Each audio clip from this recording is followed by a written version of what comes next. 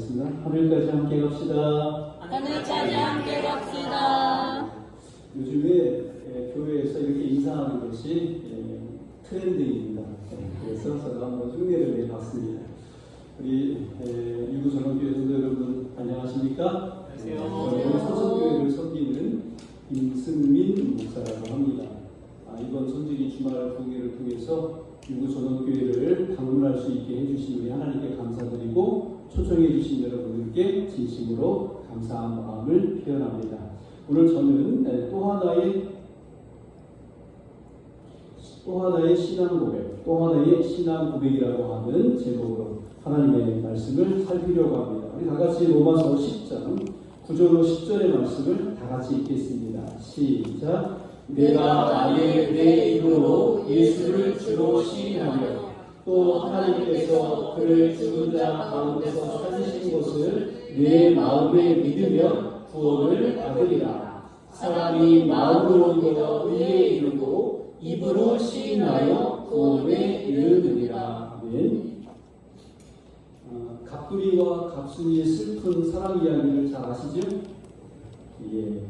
이 갑돌이와 갑순이가 한 마을에 살았는데 둘이 사랑을 했습니다. 그런데 둘이는 마음뿐이었어요. 그리고 겉으로는 모른 척 했습니다.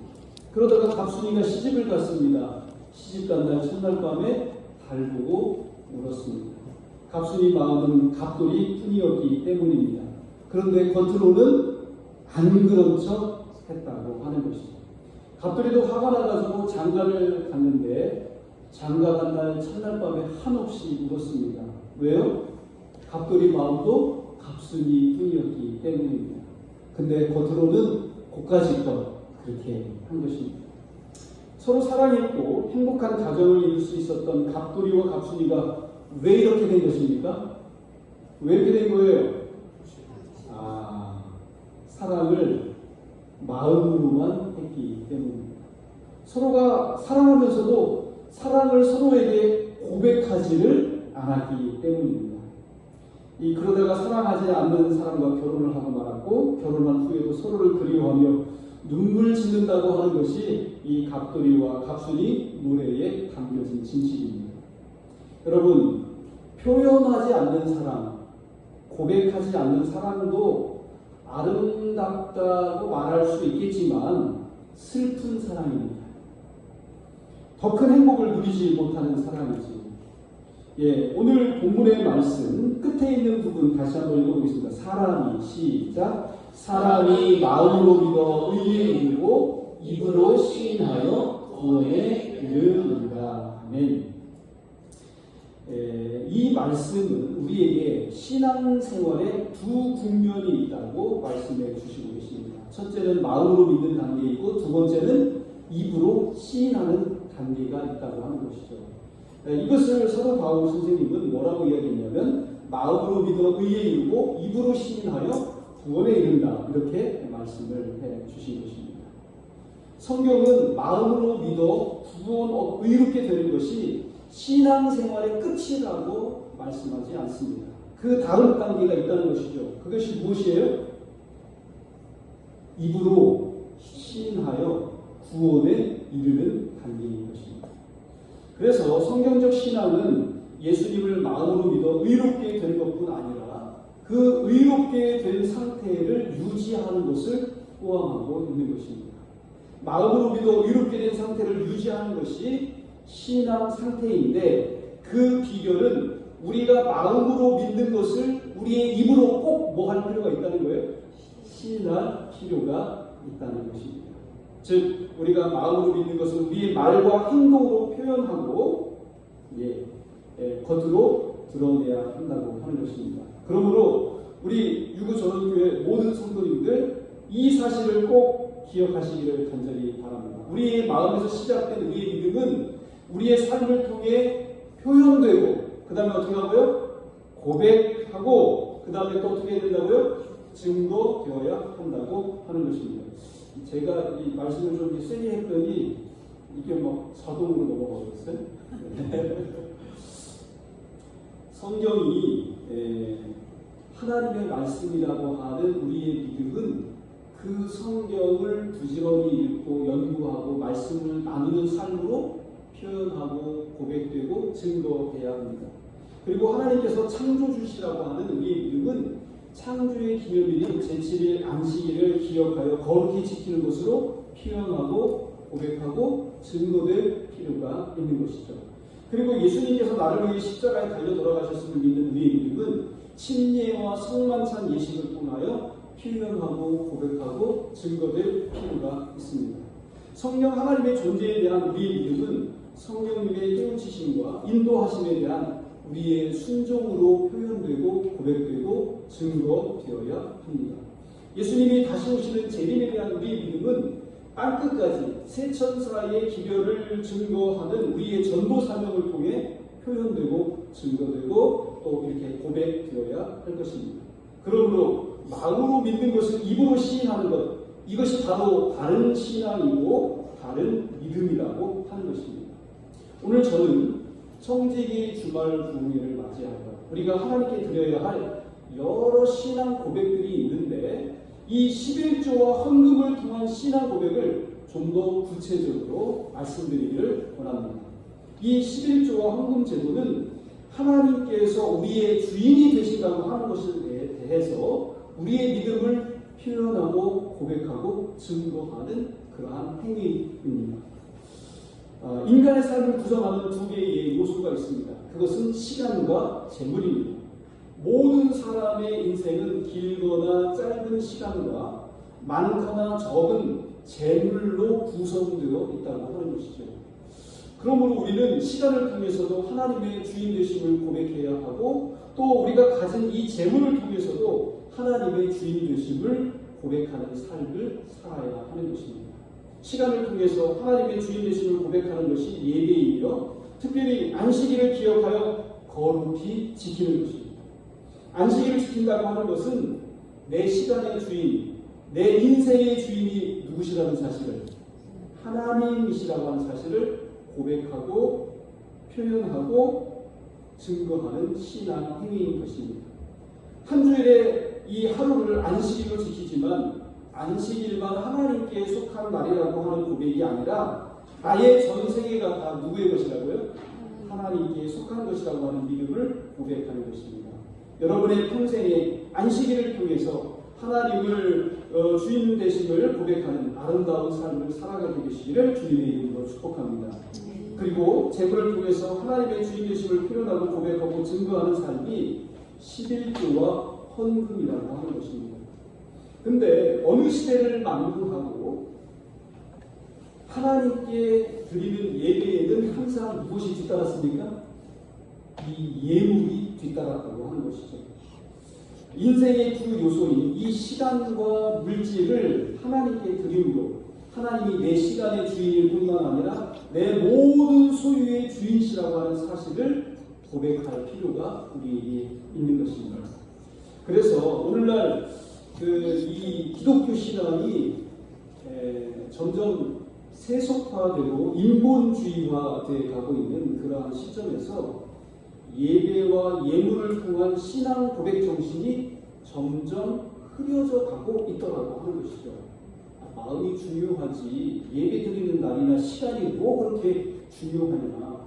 마음을 드리면 되지 헌금을 드리는 것이 왜 그렇게 중요하다고 강요를 하는 것이냐. 이렇게 이야기하는 사람들이 자꾸 늘어나는 것입니다. 그러면서 이 기독교가 사람들의 욕심만 채워주는 기독교로 변질되어 가고 있다고 하는 것이죠. 그래서 이 헌금에 관한 설교를 하면 교회 다니는 성도들이 불쾌하게 여긴다고 하는 이야기를 접하게 되는 것입니다. 제가 대전 유성에서 7년간 이제 목회를 했는데 그때 그 가까운 지역에 계신 교회, 큰 교회들이 이렇게 걸림이 되는 모습을 지켜볼 수 있었습니다. 그런데 그 앞에 커다랗게 현수막으로 이렇게 해놨는데 거기 보니까 뭐라고 했어요? 우리는 헌금을 한 가지만 한 번 드립니다. 이렇게 나왔어요.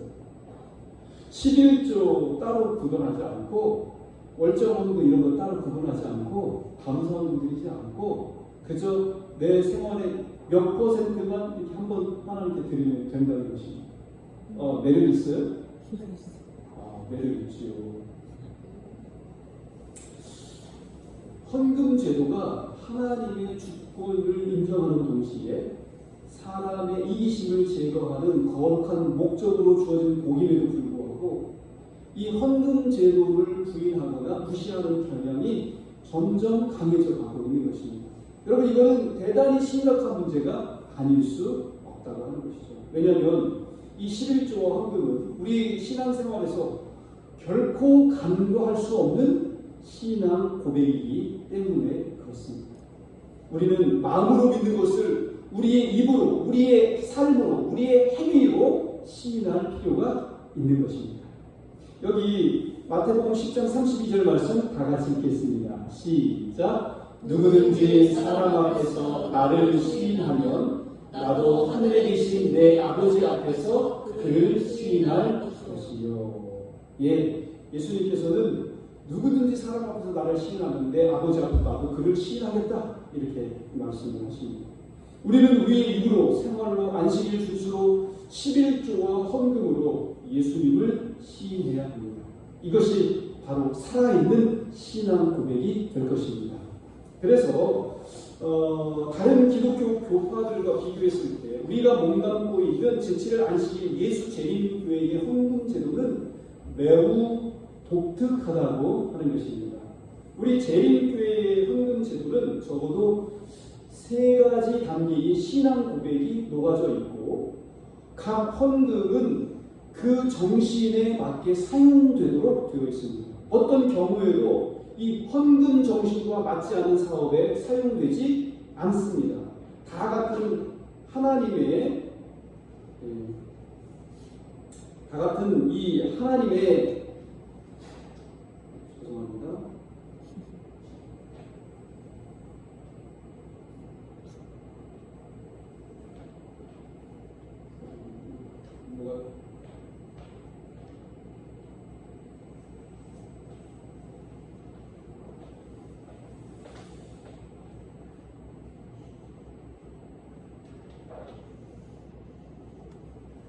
같은 하나님의 사업이지만 이 목적을 위해서 드려진 헌금은 절대로 다른 목적을 위해서 사용되지 않는다고 하는 것이죠. 왜냐하면 그 헌금, 모든 사람이 드린 그 헌금은 그 드린 사람의 신앙에 뭐가 담겨 있어요? 신앙 고백이 담겨 있기 때문에 그렇습니다. 그러면 이 11조와 각종 헌금에는 어떤 목적과 어떤 의미가 있는지 좀 더 구체적으로 살펴보도록 하겠습니다.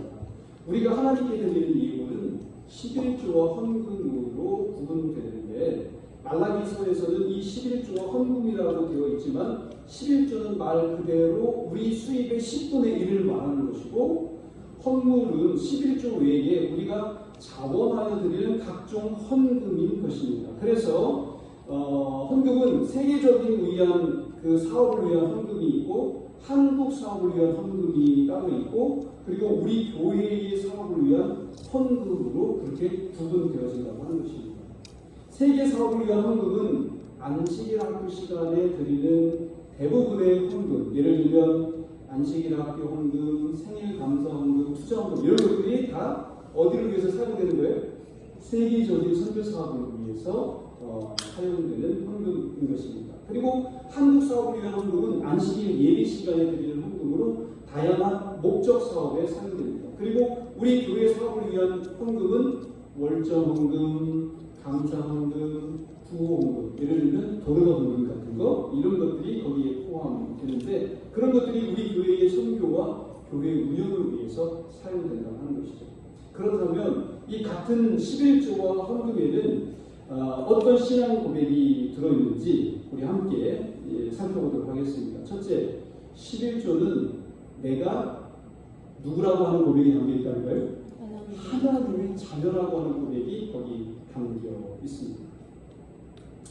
내가 하나님의 자녀이기 때문에 구별하여 드리는 것입니다. 이 11조가 다른 헌금과 구별되는 까닭은 11조는 자원하여 드리는 것이 아니라 하나님께서 하나님의 것이라고 구별해 놓으신 것을 드린다고 하는 것이죠. 다른 모든 헌금은 내 마음대로 정하고 드릴 수 있지만 11조 그렇게 할 수 있어요, 없어요? 하나님께서 수입의 10분의 1을 드리라고 명백하게 정해 놓으셨기 때문에 우리는 그렇게 할 수가 없습니다. 우리가 이 명령에 순종해야 하는 까닭은 하나님이 우리의 아버지시고 우리는 하나님의 무엇이기 때문에 자녀이기 때문이라고 하는 것이죠. 그리고 11조는 하나님의 나의 아버지시라고 하는 고백이며 내가 하나님의 자녀라는 고백입니다. 그래서 11조를 드리지 않겠다라고 거절하고 부정하는 것은 마음으로는 하나님이 아버지이심을 인정하지만 믿지만은 입으로는 인정하지 않는 꼴이 되는 것입니다. 여러분, 우리가 복받기 위해서 11조 드리는 것입니까? 아닙니다. 하나님이 두려워서 벌받지 않기 위해서 11조 드리는 것입니까? 그것도 아니에요. 물론 하나님께서 신실하게 11조를 드리는 사람들에게 복을 주시겠다고 약속하셨습니다. 그러나 그것이 우리가 11조를 드리는 진정한 목적이 되어서는 안 된다고 하는 것이죠. 물론 하나님께서 정말로 이 11조를 드리는 사람들을 귀히 여기시고 기뻐하시며 그들에게 복을 주실 것입니다. 그러나 이 11조의 진정한 목적은 이 11조의 진정한 핵심은 하나님께서 나의 뭐가 되신다고요? 아버지가 되시고 내가 하나님의 자녀라고 하는 그 사실을 고백하는 데 있다는 사실을 기억하시기를 간절히 바랍니다. 그러므로 하나님의 명령에 순종하여 온전한 11조를 하나님께 돌려드릴 필요가 있습니다. 그래서 11조는 형편 따라 상황에 따라 하는 것이 아니라 어떤 경우에도 최우선적으로 구별하는 것이어야 한다고 하는 것입니다. 11조를 통해 하나님의 자녀됨을 시인하며 살아가는 우리 유구 전원교회 모든 성도님들 되실 수 있기를 주님의 이름으로 축복합니다. 둘째는 이 안식일학교와 예배헌금은 내가 하나님의 자녀일 뿐만 아니라 또 뭐라고요? 재림 성도라고 하는 사실을 고백하는 행위라고 하는 것이죠. 성경의 원칙에 따라서 재림교회는 11조 전액을 목회자들과 복음 사역자들을 위해서 사용합니다. 여러분 11조를 가지고 교회를 짓거나 어떤 학교를 건축하거나 병원을 세운다고 하는 얘기 들어보셨습니까? 결코 그렇게 하지 않습니다. 더 많은 한 명이라도 더 많은 복음 사역자들이 복음을 증거하도록 하기 위해서 그들의 월급을 주는데 이 11조가 사용이 되는 것입니다. 그것이 바로 우리 재림교회의 정신입니다. 그러나 여러분 사람만 있다고 해가지고 모든 문제가 해결되는 것은 아닙니다. 교회를 세워야 하고 출판도도 세워서 시즈도 만들어내고 교회 지갑도 찍어내고 우리 교과책도 만들어내야 되지 않겠습니까? 그리고 학교를 세울 재정이 필요합니다. 그리고 그래서 우리가 이 안식일학교와 예배 시간에 드리는 헌금이 바로 이런 목적들을 위해서 사용된다고 하는 것이죠. 전 세계의 모든 재림 성도들이 한 마음으로 한 목적을 위해서 드리는 헌금인데 세상에 복음을 전하도록 하기 위해서 이 헌금이 드려져 왔던 것입니다. 그 결과 재림교회는 모든 기독교 교파를 통틀어서 가장 많은 나라에 복음을 전하는 그런 교단이 되었습니다. 여러분, 우리 교단이 세상에 얼마나 많은 나라에 복음을 전했습니까? 220여 개의 나라에 우리 재림 기별이 전파되었다고 하는 것입니다.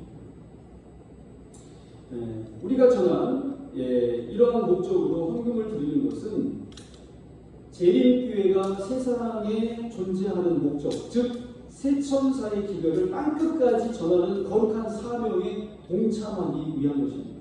결국 우리가 안식일학교와 안식일 예배 시간에 드리는 이 헌금은 내가 재림교회에 속한 재림성도라고 하는 그런 고백이 되겠습니다. 여러분, 안식일학교 시간에 헌금을 드리면서 예배 시간에 헌금을 드릴 때마다 그 헌금에 포함되어 있는 아름다운 신앙 고백, 내가 재림 성도이기 때문에 이 귀한 특권을 누리며 세계 선교를 감당하기 위하여 참여하고 있다는 사실을 기억하면서 하나님께 영광 돌리실 수 있기를 간절히 바랍니다. 그리고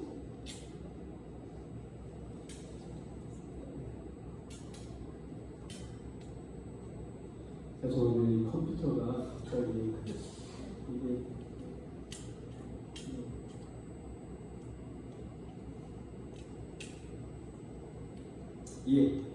셋째, 월정 헌금과 구호 헌금인데요.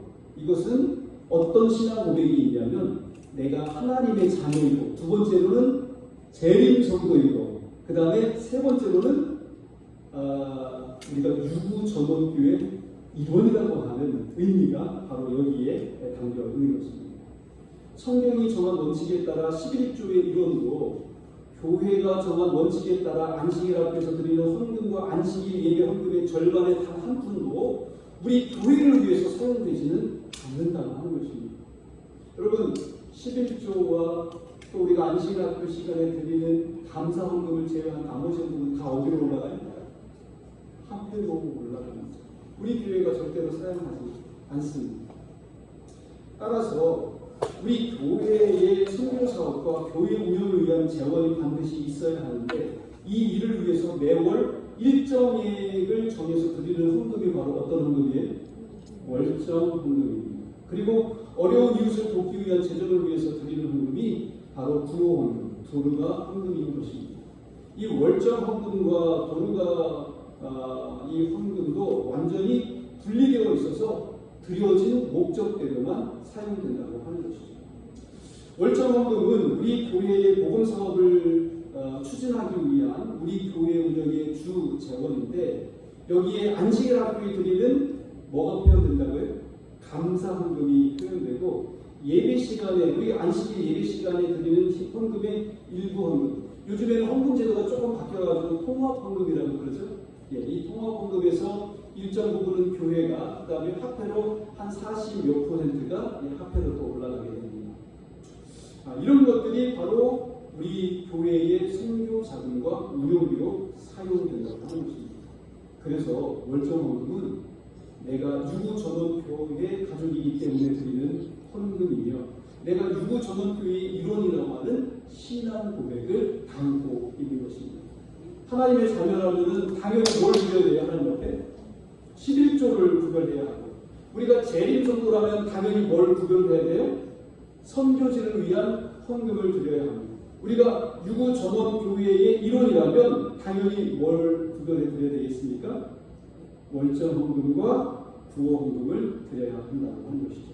그렇다면 하나님께서 신실하게 11조를 드리는 당신의 자녀들이 세계 선교를 위해서는 이 안식일학교 예배 헌금, 지역 사회의 복음 사업을 위해서는 원정 헌금을 신실하게 드리기를 원하시는데, 그렇다면 우리가 어느 정도의 월정 헌금을 드리는 것이 적당할까요? 이 재림교회의 헌금 제도에 의하면 11조의 50%가 적절한 월정 헌금과 구호 헌금 액수라고 합니다. 여기 예를 들면 11조가 11조를 10만 원 드렸다. 그러면은 그것의 절반인 5만 원을 가지고 4만 원은 월정 헌금을 드리고 1만 원은 구호 헌금을 드리면 좋겠다라고 이렇게 세 개의 대총회에서 제안을 주신 것입니다. 물론 그보다 더 많이 드릴 수도 있고 그보다 더 적게 드릴 수도 있지만, 분명한 것은 우리가 유구 전원 재림 교인 가족이라면 누구든지 이 월정 헌금을 신실하게 드려야 한다는 사실이죠. 어른 아이 구별할 필요 없이. 이 전모의 아이들도 원정 헌금에 참여한다면 좋겠습니까? 안 좋겠습니까? 좋겠죠. 이거를 그럼 누가 도와줘야 되겠어요? 그렇죠. 부모님들이 도와줘야 되겠죠. 저는 우리 이 유구 전원교회 모든 성도님들께서 이와 같은 세 단계의 신앙 고백을 신실하게 지켜나가기를 하나님의 자녀요, 재림교회의 일원이요, 더 나아가서는 우리 유구 전원교회의 가족이 되기를 간절히 바랍니다. 특별히 이 신앙 생활을 고백하는 이 일에 있어서 이 헌금하는 일은 대단히 중요한 일이라고 하는 것입니다. 그래서 우리 어렸을 때 우리 아이들에게 이것을 교육하는 것이 굉장한 의미가 있는 것입니다. 저희 집 아이들입니다. 근데 지금은 큰 아이는 이제 결혼을 해서 내년 2월이면은 이제 첫 아이를 또 이렇게 그 출산을 하게 될 예정이고요. 작은 녀석은 지금 이제 부산 삼육초등학교의 선생님으로 3년째 지금 근무를 하고 있습니다. 그런데 참 이 아이들이 참 어렸을 때 개구지고 장난기가 참 많은 그런 아이들이었지만 엄마가 어렸을 때부터 11조하고 헌금을 구걸하는 일을 항상 했습니다. 용돈을 받으면 그 자리에서. 그리고 또 항상 엄마하고 11조 드리는 일들을 감사하고 기쁨으로 할 수 있도록 그렇게 지도를 했습니다. 그랬더니 요즘에도 이렇게 항상 저희 딸내미가 뭐래요? 아빠 실금이요 하고 이렇게 카톡으로 11조를 보냅니다. 그러면 저는 그 카톡에서 돈을 받아가지고 직접 또 저희 교회 재무 그 통장으로 바로 이제 송금을 하는 것입니다. 그래서 저는 딸내미한테 아이고 우리 딸내미 수고했다 고생했다 이렇게 칭찬도 해주고 격려를 합니다. 그래서 그런지 몰라도 저희 딸내미가 어려운 상황 가운데서도 36대 간호학과에 들어갈 수 있었고 졸업을 하고서 또 서울 아산병원에 간호사로 또 이렇게 일할 수 있는, 그래서 지금까지 꽤 긴 시간 동안 이렇게 간호사로 헌신하고 봉사를 하고 있습니다. 최근에는 아이가 태중에 있기 때문에 제가 그렇게 써서 보냈습니다. 아이고 그 태명이 열무예요. 10달 동안 무사하라고 열무라고 했는데 우리 열무하고 같이 또 일하고 태중에 있는 이 열무에게 11조 하는 것을 이렇게 또 가르쳐 주니 참 고맙다 하면서 제가 이제 격려를 했습니다. 특별히 저는 이 헌금을 통한 신앙과 고백과 관련해서 어린 자녀들을 양육하시는 우리 부모님들에게 호소합니다. 여러분들의 자녀들이 어릴 때부터 헌금 생활에 익숙하도록 헌금을 통한 신앙 고백을 자연스럽고 당연한 것으로 여길 수 있도록 그렇게 양육해 주시고 교육해 주시기를 당부드립니다. 잠언 22장 6절에 이런 말씀이 있습니다. 다 같이 읽겠습니다. 시작. 마땅히 행할 때를 아이에게 가르치라. 그리하면 일로도 너를 떠나지 아니하리라. 여러분의 자녀들에게 좋은 것, 유익한 것을 가르치려고 많은 애를 쓴다는 사실을 알고 있습니다. 거기에 더하여 헌금 생활을 가르치는 일을 뒤로 미루거나 소홀히 여기지 않게 되기를 간절히 바랍니다. 제가 분명하게 말씀드립니다. 헌금을 통한 신앙 고백이 익숙하지 않고서는 신앙생활 잘할 수 있어요? 절대로 그럴 수 없습니다. 그것은 거의가 아니라 절대 불가능하다고 하는 것이죠. 헌금은 그만큼 중요하고 절대적인 의미를 가지고 있는 것입니다. 왜냐하면 이 문제는 인간의 가장 본성적인 욕심과 이기심이라고 하는 뿌리에 닿아있기 때문입니다. 그래서 어려서부터 하나님께 드리는 것을 당연하고 마땅하게 인식하도록 가르치는 일이 필요한 것입니다. 다 자란 후에 가르쳐보면 휘어지지 않고 어떻게 돼요? 부러지게 되어 있습니다. 그때 후회하면 늙는다 하는 것이죠. 마땅히 행할 길을 언제 가르치라고요? 아이에게 가르치라고 말씀하십니다. 11조 예배 헌금 그리고 월적 헌금을 통해 하나님의 자녀됨과 재림 성도가 됨과 유구 전원교회 가족됨을 고백하게 만들어 주시길 바랍니다. 그러면 결코 하나님을 떠나지 않고 재림교회를 떠나지 않고 유구 전원교회를 떠나지 않는 그러한 삶을 살게 될 것입니다. 말씀을 마치면서 다시 한번 본문의 말씀 다 같이 읽겠습니다. 시작. 사람이 마음으로 믿어 의의 길로 입으로 시인하여 구원에 이릅니다. 우리의 삶이 우리의 믿음을 시인하고 고백하는 것이 되게 하십시다. 예배와 11조와 헌금이 우리의 믿음을 시인하고 우리의 신앙을 고백하는 거룩한 성도의 삶을 주님 오실 때까지 살아가시는 우리 모든 성도님들 되실 수 있기를 간절히 바라면서 오늘 말씀을 뵙도록 하겠습니다. 아멘.